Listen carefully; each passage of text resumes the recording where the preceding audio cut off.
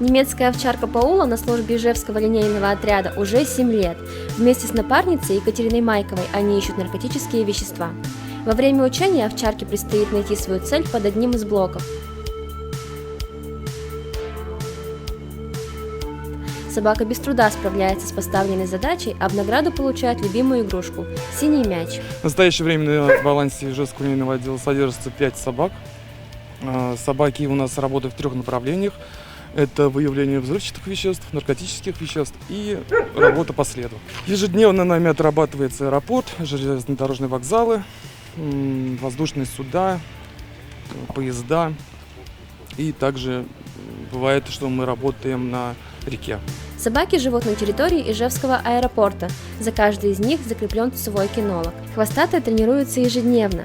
В арсенале их умений выполнение базовых команд и поиск запрещенных веществ на любой местности.